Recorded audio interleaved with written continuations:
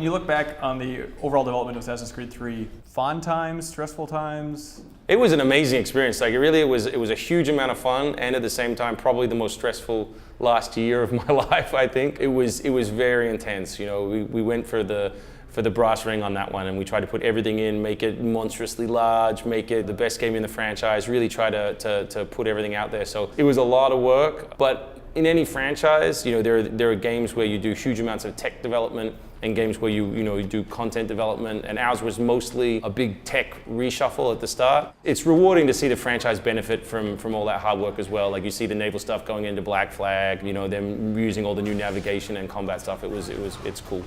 And you know, at the time, you know, when we're trying to do as much as possible, you feel like it's the right shape. In retrospect, I think we probably should have gone for sort of 10-15% less, which would have given us more time at the end to iron out the kinks.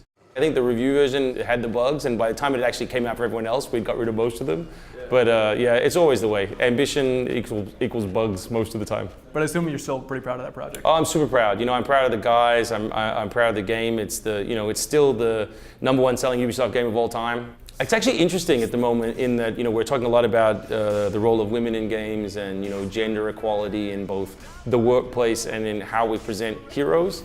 And I found it really interesting that one of the things we were most proud of, which was to have a minority hero, to use native language for the first time authentically in a game. I think no one would have heard, you know, that dialect before in a game, to have heroes who were so different and wasn't really reported. I think it was like one of our favorite things in the game, and I kind of wish it had got picked up a bit more. You talk about how tough it was to keep the opening chapter under wraps. It was super difficult because we were really excited, and I think in the end, I think a lot of people liked Haytham, you know, more than Connor, which is kind of cool. And it was really difficult to keep it under wraps, but at the same time, we had so much stuff to talk about. The only thing we in the end, I think we should have shortened it by about 20 minutes. That would have been the goal. I think there's learning in that in terms of time to fantasy. It's funny actually because I gave a GDC talk years ago on immediacy in games as one of the core pillars, and that one we kind of completely missed on the immediacy. It originally was meant to be like a surprise, you know, because we over-communicate on games so much and everybody knows everything before we ship. So to have a surprise in there, it was just that little bit too long, and then I think it would have worked. But yeah, people love the character, and someone was saying the other day that the Haytham figurine always sells like gangbusters, the toy, yeah. So who knows? Yeah, maybe one day, maybe we'll get back there and do the Haytham game. It's a fascinating challenge, the idea of sort of structured narrative inside of a toy box, you know, and I think that's all kinds of open world games especially have been tackling that challenge. My personal preference and what we tried to do with Assassin's Creed 3 was say, for all the people who want to mainline the story, you know, there's always going to be an icon blinking, there's always going to be a clear path through the game. And for everyone else who wants to push the boundaries a little, you can find all these other stories. You know, there were 60 homestead missions where you could build that out. There were about 20, you know, naval missions in the end that you could find. But we weren't going to push these in your face. You know, every district had its own little narrative with submissions and all that sort of stuff. And we wanted the sense of discovery. And what we learned was, and I don't know why. That's why I'm still moving around in my head a little bit. But players, I think, had got used to being spoon-fed the stuff, and so some people completely missed all the secondary content. You know, so there's a learning about how much you flag it to make you still feel like you discovered it, versus allowing it to remain hidden. How do you know they missed it and just weren't interested in it? It's a good question. It's tricky in some respects, but you can see we can see stats on engagement, so we can see what things were found. You could see it a lot in the reviews, in the most positive reviews, like the sort of 10 out of 10 reviews we got. They called out heavily all of the side content, you know, so they'd spent time with it, and I felt like the other side of the coin were people who rushed through the story were more frustrated. You know what I mean? Because they didn't engage with it. And so that's really tricky as well, because you're asking reviewers to behave like players, which is not always the same thing, because reviewers are on a deadline. They want to get to they want the credits to roll so they can write their article. So it's a completely different play pattern. You know, we see the same thing even play testing in the building. When it's not your save file, people play completely differently. They don't collect. They don't engage with things that are optional. You know, they just go down the middle. It's tricky to figure out whether, you know, they love it and don't have time, or they didn't like it at all, or, you know, all these sorts of things. But I think we just need to do a better job, especially of making sure they saw it. Are you in the forums, like reading through, and people are complaining about like the chase sequences, for example? Yeah. Well, I mean, pretty much everyone lurks, I think, in the various forums. At a certain point, you have to tune it out because otherwise you can't go anywhere. And you realize that the volume of sound generated by a lot of those sites as a percentage of the audience is not reflective of the actual audience. You know, a lot of the time people are on the money, and you wanna tackle it and get in there, and it's just a matter of can you. You know, so it's always feedback based on the assumption that everything is fixable and time is infinite, and neither of those things are true, unfortunately. So we wrapped that one up. We did some experimental work on some different things that maybe one day we'll get back to. And then I moved over here to work with the guys on Far Cry 4 as creative director as well. Was it like DLC type stuff or new IP type It's stuff? full on. I'll get fired for talking about stuff, but you know the studio's always got things bubbling away, percolating in the background. People try different things, so you know sometimes they pop up for a minute and then come back. Other times, you know, they get incorporated into bigger games, sometimes into franchises. So fingers crossed, we'll do another interview one day on that stuff.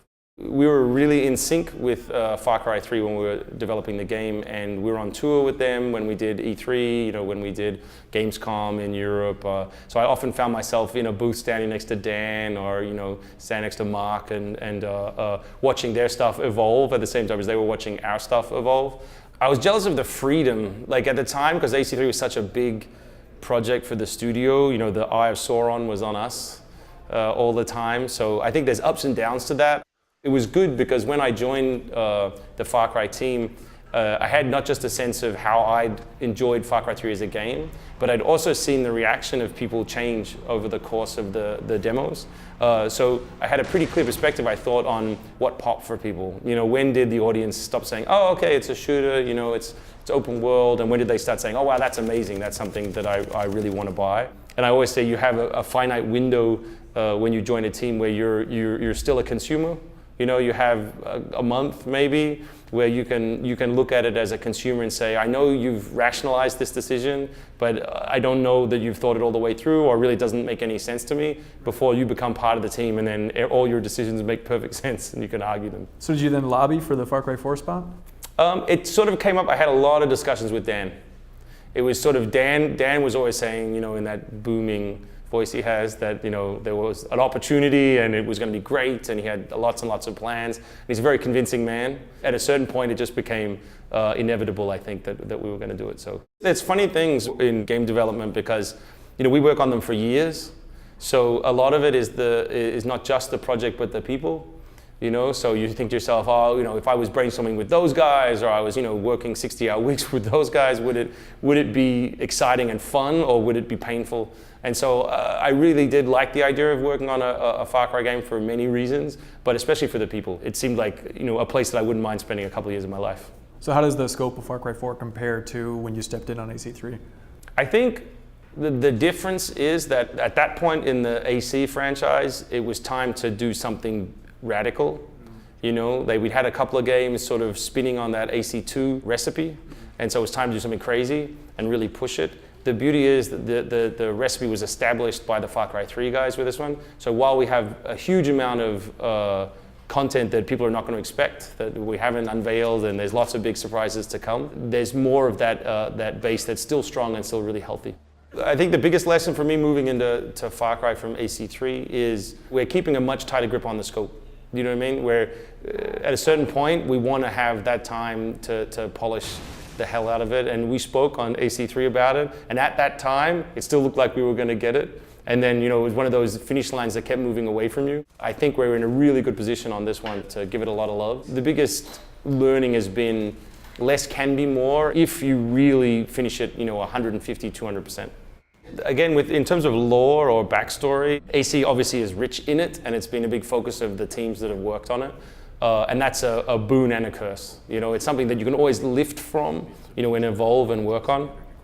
At the same time, it starts to constrict you more and more as you move forward. So you need to keep finding new avenues, and I think the guys have done a great job with Black Flag and, you know, and Unity as well, of finding those avenues to explore. Far Cry, we have much more space. But at the same time, I don't think we've yet tipped over into that sort of true unified franchise, you know? So I think we could do a bit more in that. Even though, yes, in the long term, it will start to be constricting, I think we could do more. I think we could do more to connect the games, to build a world that still allowed for freedom and expression in each individual game, but felt more like a cohesive whole. The advantage of having the consistency is that your fans become part of the club. You know, so you start to come into something and you have backstory in the back of your mind, and you don't want to make it so that people can't have fun if they don't know the secrets and the ins and the outs, but there's a joy in being a fan of something. Could you ever see yourself going back to the Assassin's Creed franchise?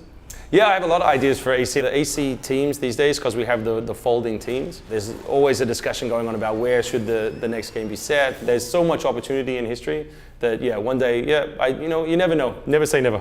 When Far Cry 3 was done, the creative director went off and made Child of Light. Do you have any interest in breaking off when Far Cry 4 is done and doing a smaller project like that? Is that kind of I think that's one of those questions that could get me fired. I will do as Eve commands. No. I think that there's all kinds of opportunity, you know. The beauty of the little ones is there's less pressure to sell, there's less pressure to hit a really huge audience and a wide demographic, so you can be a little more esoteric, you know, you can make a more unusual game. So yes, there's definitely an interest in trying some smaller things, but I've been on the sort of mega game bandwagon for a lot of years now, so there's also massive pluses in that, you know, like we get to talk to you guys, we get to do reach millions and millions of people. And whenever I'm having a terrible day, I go home and I think, you know, what other job in the world could I have that X million people are going to go home and enjoy at some point? So there's magic in that. So you don't want to give it up, I think, at a certain point.